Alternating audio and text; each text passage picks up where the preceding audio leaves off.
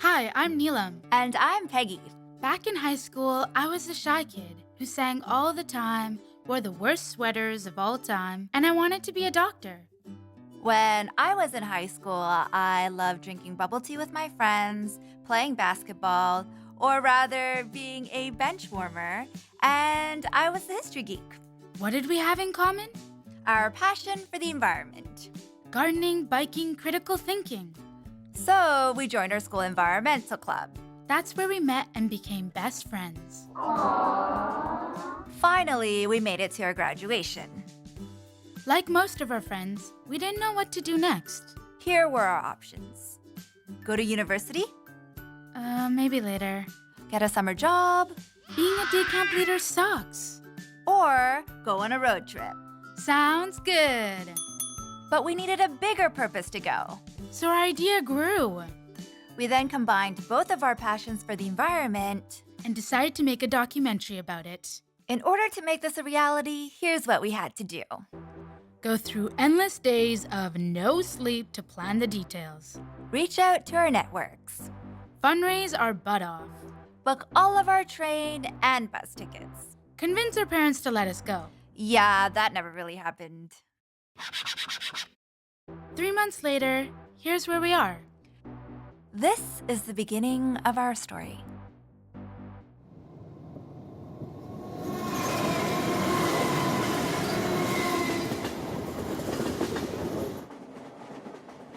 Off on our journey.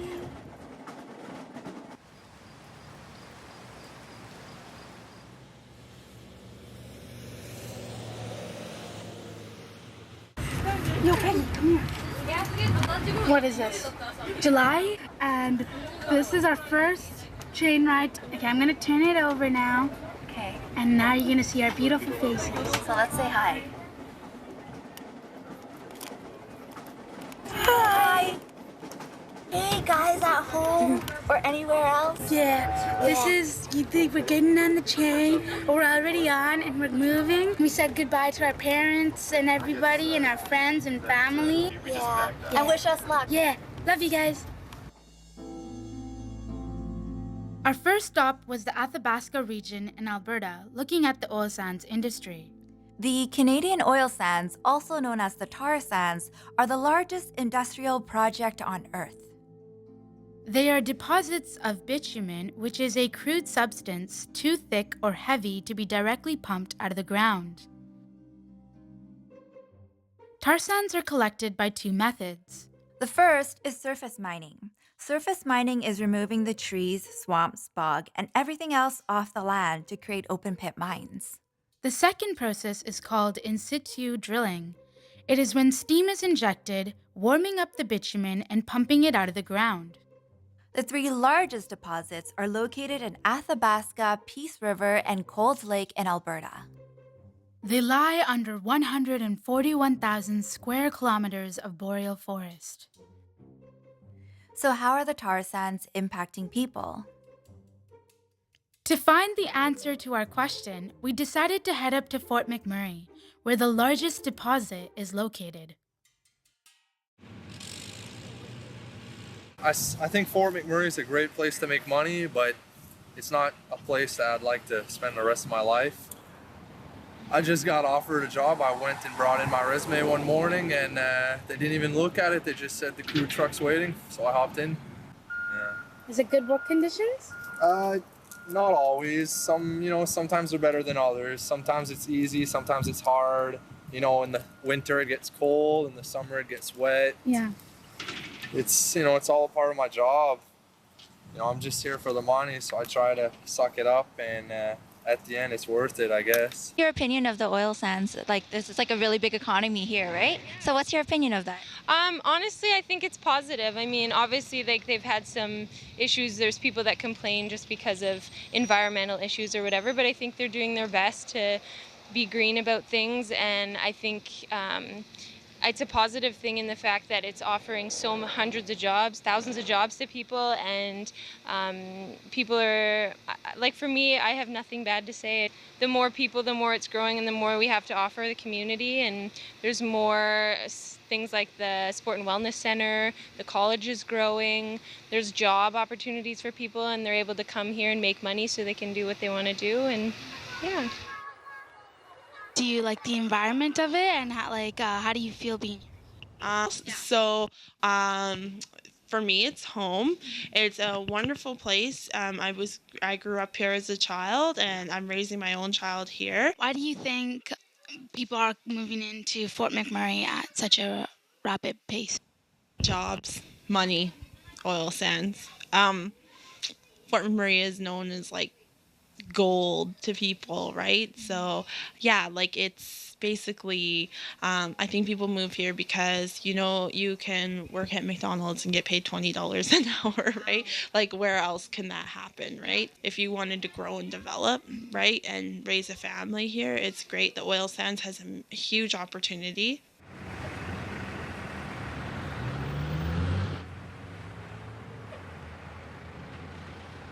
With David here, and David, what are you doing today? I'm keeping my dog company today. I'm just walking her. Cool. So how long have you been in Fort McMurray? I've been here most of my life. I've been here since 7 years old. What's one thing you miss about Fort McMurray when you were younger? Blueberries. Yes. Used to be blueberries all over. And now they were as big as grapes. And now it's nowhere to be found. Because everything has been overdeveloped and plowed under. So all the blueberry fields are gone. I miss the small time community. Like now it's 100 and some odd thousand. When I was here when I was a little boy, it was only something like 3,600 or even less than that. Everybody used to know each other, right? Yeah. We met up with Melina Massimo, a well-known Indigenous environmental activist. She drove us to the toxic tailings. Can't go that slow, but so this is this Syncrude tailing pond. What we see to our left is Syncrude, and the various tailing ponds will come up to. Okay, so this is a second tailing pond from the Syncrude mining operation. Tailings are a mixture of sand, clay, water, and waste bitumen left over from the extraction process. Water and contaminated waste are pumped into giant man-made containers called tailings ponds. The tailings are so toxic that since 2008, more than 2,200 birds have died after landing in them.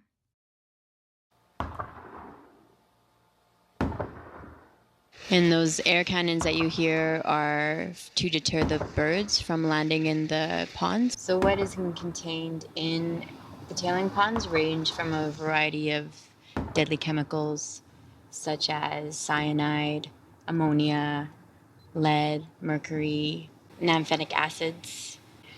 Yeah, it's pretty intense what's in there. See that where the pipe is and it's spewing? That wasn't even placed there the other day. See how it's just right hitting the grass?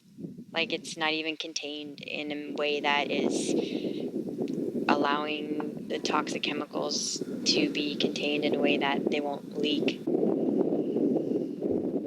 Driving back into town, we look out at a landscape eerie in its silence. Bison chew on the toxic grass, chemical-filled water spews onto the land, thick black smog surrounds us.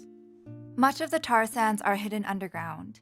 We only saw 3% of the destruction, and that alone scared us. Two things actually frustrate me. One is apathy from people, kind of just going along with the status quo.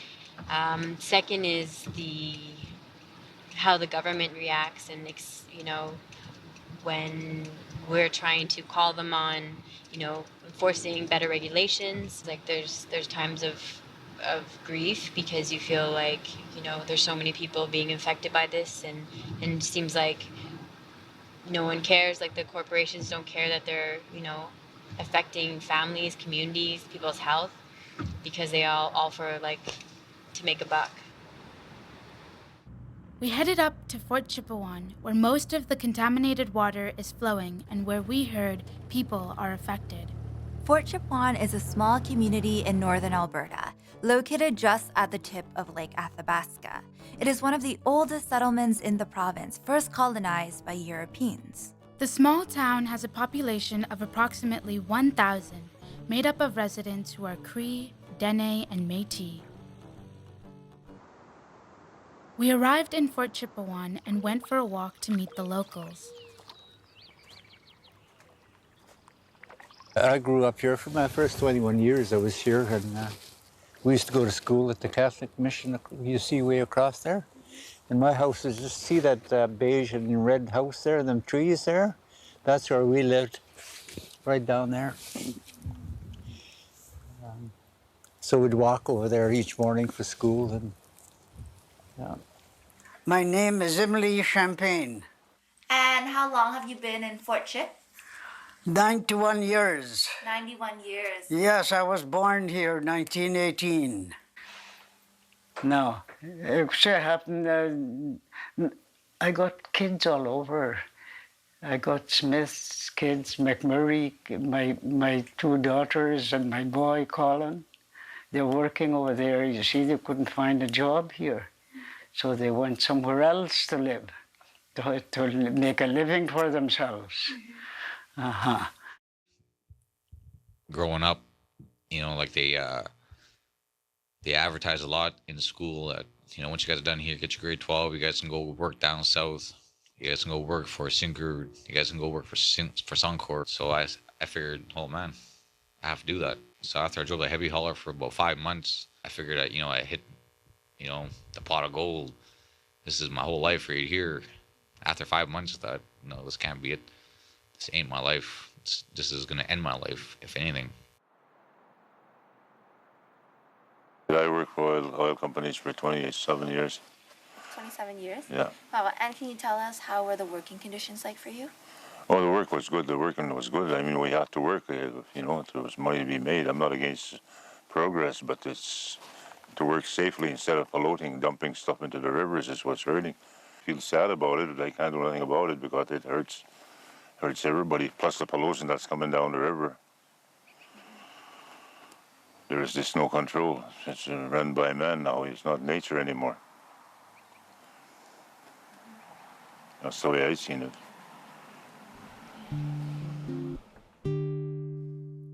It became clear that people are impacted by the industry in more ways than we had imagined. Okay, I think this is an important thing that we really need water for us to live.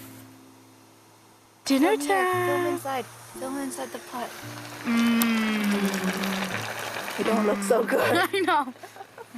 As we were eating our food, I wondered if people's diets were also changing. Say hi! Charles, say hi! The next day, we met up with a fisherman named Raymond.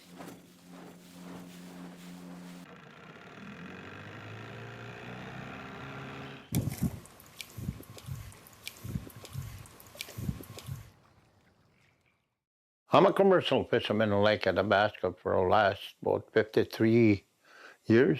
That's my way of life. All species of fish starting to get deformed down Lake Athabasca.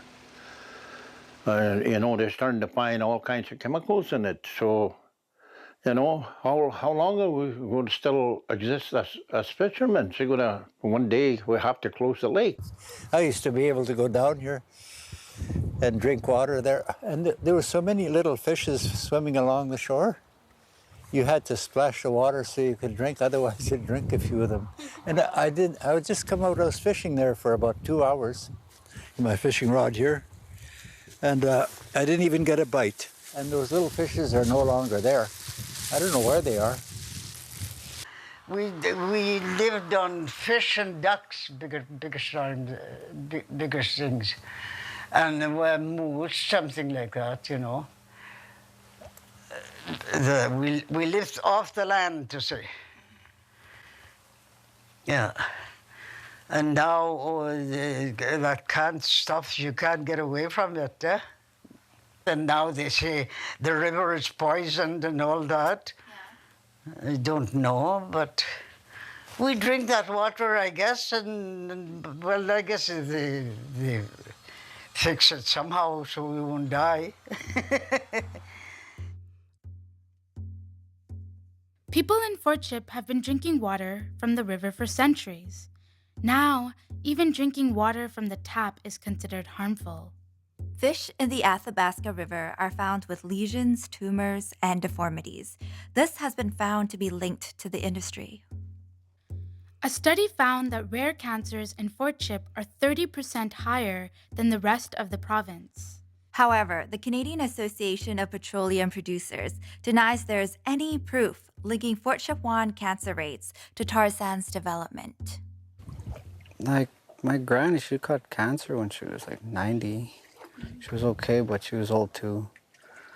My sister's friend, she died pretty young. She wasn't even 30 years old yet. There's a couple people that died because of that. How do you feel about that? Not too good because they died before they were even 30.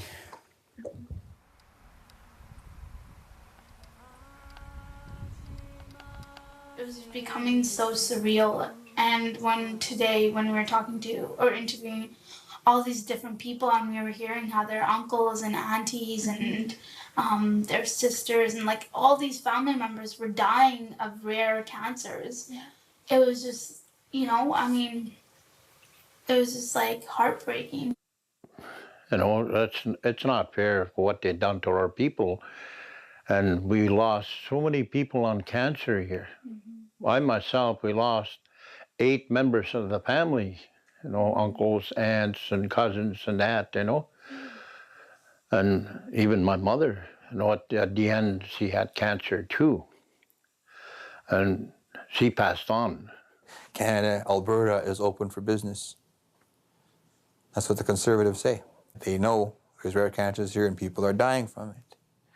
But yet, right now, as we speak, tar sands is still rolling. You know, this is plain right out genocide. Country's still exterminating people. You know, the First Nations have been having to take that ever since first contact. It's another form of biological warfare. I really don't want to have dirty water. Like, it might not affect us right now, but in like 10 years or so, it's really going to affect us and even our kids. Well, my name is Kaisha, and I'm 14 years old.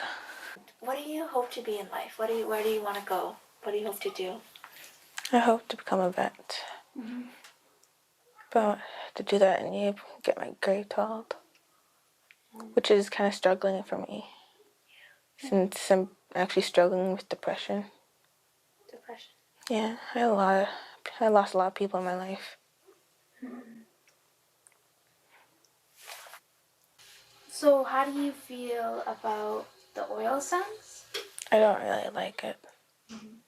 Or don't like it at all. How come? It's destroying the land. It's kind of sad because it's kind of scary swimming in that water too. Knowing what happens if you swallow it. If this camera was the oil sands company, what would you say to them? I really don't know. I just wish they'll never hear. It'd still be great if the water was clean enough to actually be drink from it again.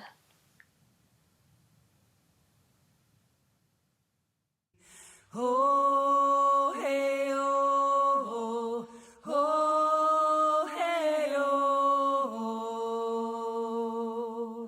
oh, hey, oh, hey, oh.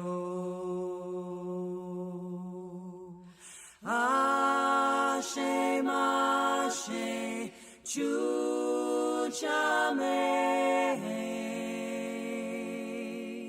Ashe, mashe, chu, chame. Oh, hey, oh, oh, hey, oh, oh, hey, oh, hey, oh.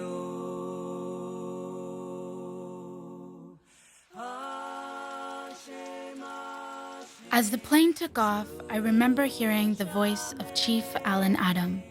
Nueneneja, nunede si ekale na haye kadenezo. Nuenene bedi stuntiniha, botniha. What I said was that this is your land. Look after your land. In the future, if you don't look after your land, you will be pitiful without your land.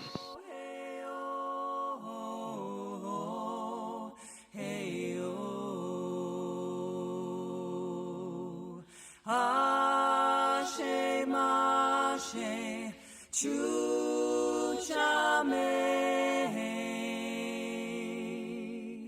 Ashe mashe chuchame.